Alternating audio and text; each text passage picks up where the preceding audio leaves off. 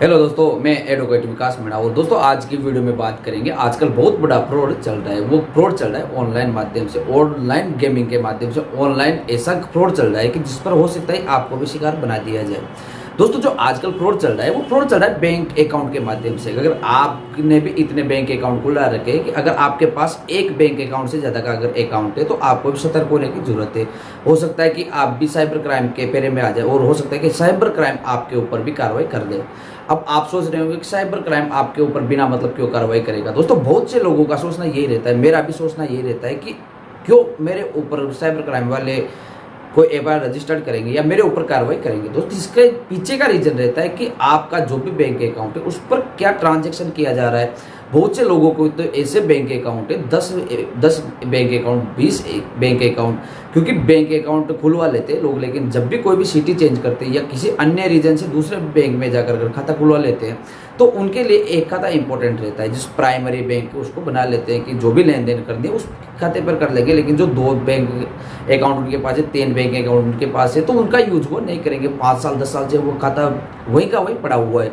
और इसका दुरुपयोग साइबर क्राइम वाले कर सकते हैं, जो साइबर फ्रॉड होते हैं वो इसका यूज ही कर सकते हैं। आपने खुद ने देखा होगा कि कुछ समय पहले जो न्यूज़ आई थी, जो कोटक महिंद्रा के कर्मचारियों के द्वारा जो फ्रॉड किया गया था, तो वो कोटक महिंद्रा के कर्मचारियों के द्वारा कैसे फ्रॉड किया गया था, किन खाताधारकों को उस पर टारगेट किया गया था, और जब खाताधारकों को टारगेट किया गया तो उनके सामने ऐसी कौन सी समस्या आई जिनसे वो कोर्ट कचहरी में उलझ गए, उनको जेल हो गई, उनको पुलिस रिमांड पर भेजा गया।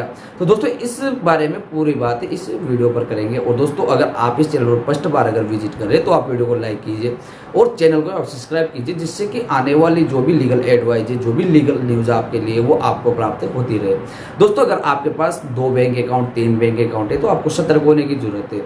अब आप सोच रहे होंगे कि जो भी मैं बता रहा हूँ तो उसको आप रिपीट करके बताएं। दोस्तों रिपीट करके बताने के पीछे का कुछ उद्देश्य है। आप अगर जितनी बारीकी से अगर आप वीडियो को देखते हैं तो आपको हो सकता है कि आपके अगर ऊपर कोई जालसाजी चल रही है, आपके खिलाफ अगर कोई लीगल एक्शन लिया जाता है तो आपको उससे बचाओ, पहले से आपके पास बचाव उसका मौजूद रहे। तो दोस्तों आज की जो वीडियो है, आज की वीडियो में बात यही कर रहे हैं कि आपके पास अगर 2 बैंक अकाउंट, 3 बैंक अकाउंट है तो आपको सावधान रहने की जरूरत है। सावधान आप कैसे रह सकते हैं?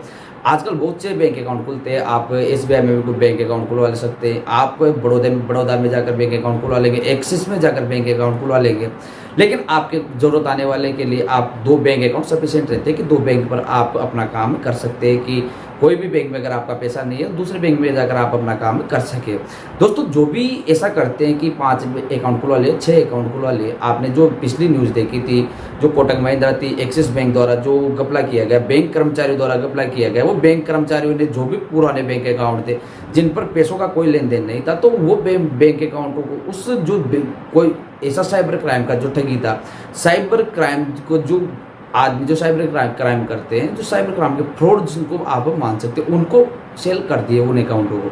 अब दोस्तों सेल करने के पीछे का रीजन ये था कि जो बैंक के जो अकाउंट होल्डर थे तो वो बैंक अकाउंट होल्डर 5 साल 10 साल से उन बैंकों पर कोई भी लेन देन ना कर रहे थे। और अगर आप खुद अपने ऊपर लेकर देखना चाहते हैं तो अगर आपके पास अगर कोई भी बैंक अकाउंट है वो भले आपके काम नहीं आ रहा हो तो उस पर आपको ट्रांजैक्शन करता रहना चाहिए। महीने में 1 ट्रांजैक्शन आपको करना चाहिए, जिससे कि बैंक को भी पता रहे कि आपने जो भी बैंक अकाउंट खोला है उस बैंक अकाउंट पर वो एक्टिव है, और बैंक को ये पता रह सके कि आपने जो बैंक अकाउंट उनको खुलवा रखा है तो वो उस पर आप लेन देन कर रहे हैं। तो ऐसी स्थिति में कोई भी अगर आपके अकाउंट पर अगर कोई भी अगर इलीगल अगर कोई भी ऐसा काम करता है जिसको आपके ऊपर कोई भी समस्या आ सके तो उससे पहले बैंक के उस खाते को सीज कर दे। दोस्तों जो भी साइबर क्राइम के ठगी होते हैं, जो साइबर ठगी होते हैं, तो वो उस पर जो इलीगल पैसे डाल लेते हैं और पैसे को निकाल लेते हैं। और जब उस पर इनकम टैक्स का छापा पड़ता है या किसी प्रकार की अगर कोई भी साइबर क्राइम की कार्यवाही होती है तो उस समय जाकर परेशानी का सामना करना पड़ता है।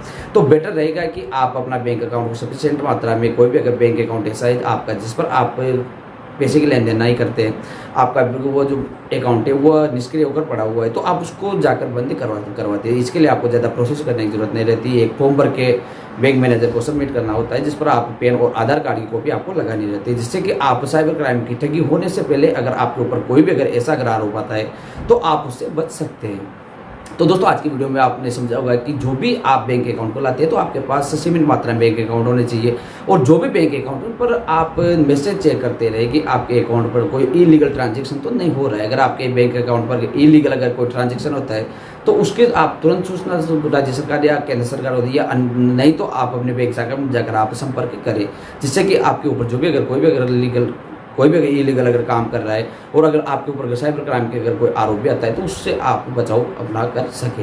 तो दोस्तों आज की वीडियो में आपने समझा होगा कि आप कैसे बच सकते हैं। तो आप इस चैनल को अगर फर्स्ट बार विजिट करें तो आप वीडियो को लाइक कीजिए, चैनल को आप सब्सक्राइब कीजिए, जिससे कि आने वाले वीडियो में आपको नोटिफिकेशन से मिलते रहे। तो दोस्तों मिलेगी ऐसी जानकारी से लेटेस्ट अपडेट के लिए। जब तक के लिए जय हिंद, जय भारत, जय संविधान।